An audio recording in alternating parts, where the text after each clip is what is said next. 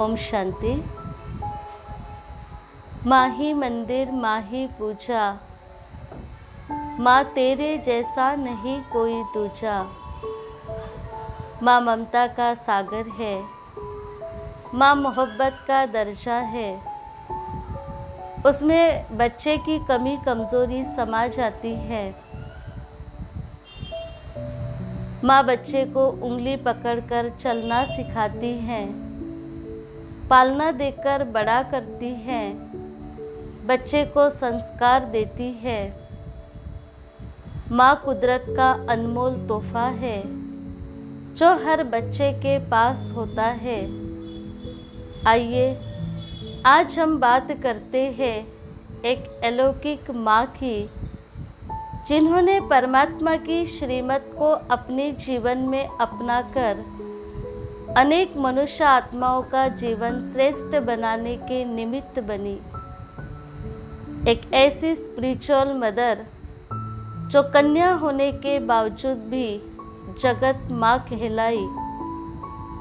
वैसे भी भारत देश में जितनी भी देवियाँ हैं, कुंवारी होने के बाद भी इनको माता कहा जाता है, क्योंकि एक माँ होने के लिए चाहिए धरती जैसी समाई, आकाश जैसी ऊंचाई और सागर जैसी गहराई। सच्चाई, समाई, ऊंचाई, गहराई, उस अलौकिक माँ में वो सारे ही गुण थे जो एक माँ में होना ज़रूरी है। आज उस अलौकिक माँ का स्मृति दिवस है। आइए हम उनके आध्यात्मिक सफ़र को देखते हैं कि कैसे उन्होंने अपने जीवन को श्रेष्ठ बनाकर अनेक मनुष्य आत्माओं के लिए प्रेरणा स्रोत बनी।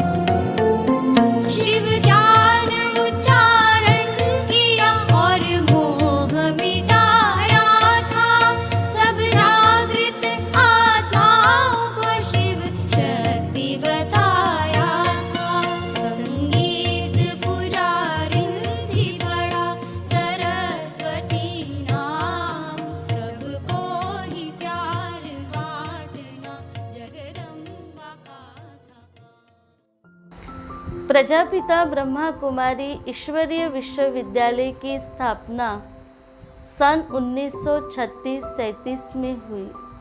इसे अविनाशी रुद्र गीता ज्ञान यज्ञ भी कहा जाता है। इस यज्ञ के चलते चलते ब्रह्मा बाबा के पास एक दिन एक कन्या आई।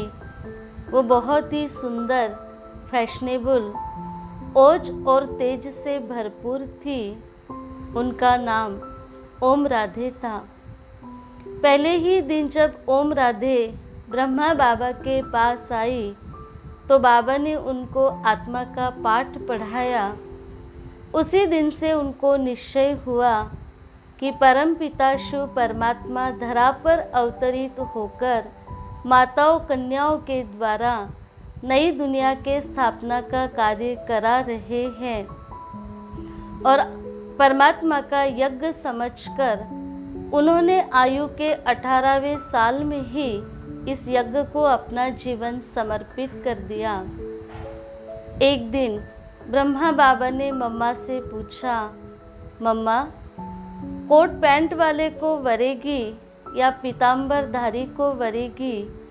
तो मम्मा ने एक सेकंड भी नहीं लगाया ये उत्तर देने में कि बाबा, मुझे तो पीताम्बरधारी को ही वरना है। यज्ञ में समर्पित होने के बाद मम्मा ओम राधे ने सबकी पालना इतनी मातृत्व की कि उनको सभी मम्मा कहने लगे। यहाँ तक कि माँ के समस्त गुण होने के कारण उनकी माँ भी उनको मम्मा कहने लगी। मम्मा ने यज्ञ में समर्पण इस कदर किया कि बाबा ने कहा और मम्मा ने मान लिया।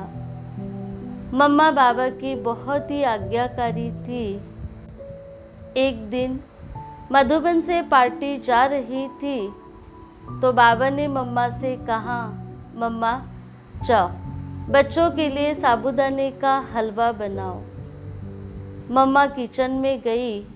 मम्मा के साथ रहने वाली बहनों ने कहा, मम्मा, साबूदाने का हलवा बनाने में बहुत समय लगता है और पार्टी तो अभी तक जा चुकी है।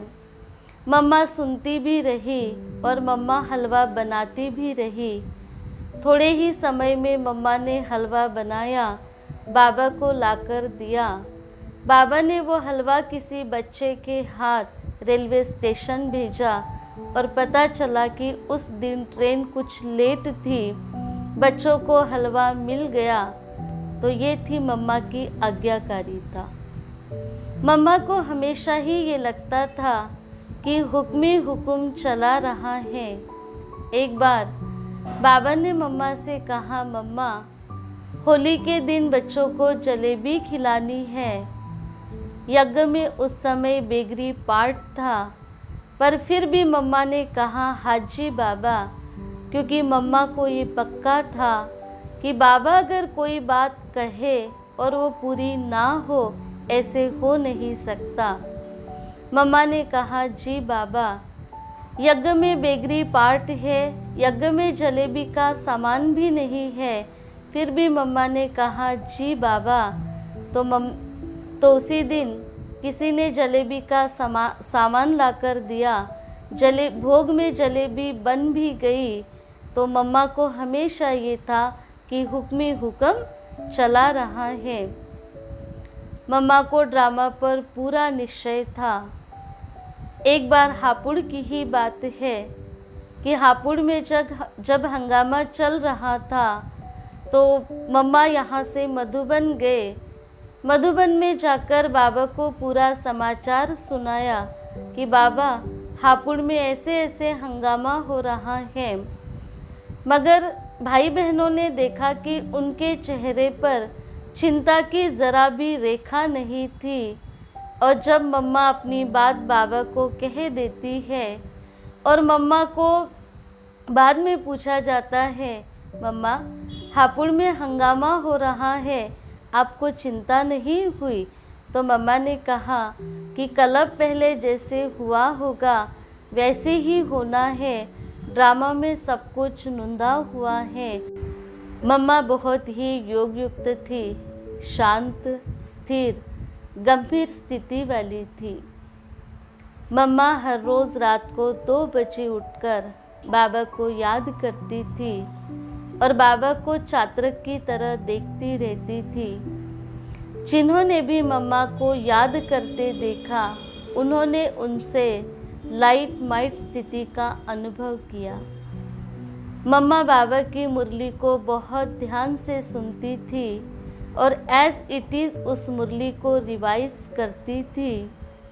मम्मा की ज्ञान देने की शैली बहुत अच्छी थी कि जो कोई उनसे ज्ञान सुनता था वो उस ज्ञान को स्वीकार करता था।